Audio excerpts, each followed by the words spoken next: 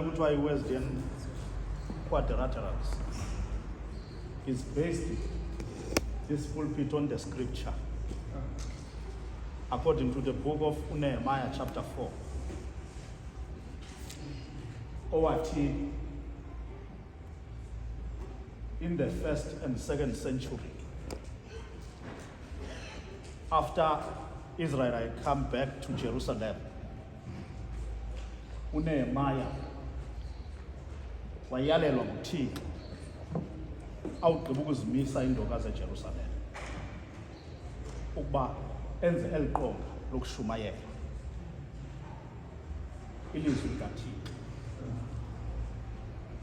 He had a sender njengoba nilibona ukuze nomuntu ongena ngomnyango azi uba yindlu kaThixo apha kushunyayelwa ilizwi likaThixo, ukuze bonke abangena kule ndlu besilwa, bonke abangena bekhasa bekhala, bonke abenzakeleyo, kodwa akuma umshumayeli kweliqonga athi noba empilweni uva nzima kodwa uThixo uyaphila. Masilisikelele ke, siyalisikelela egameni likaYesu.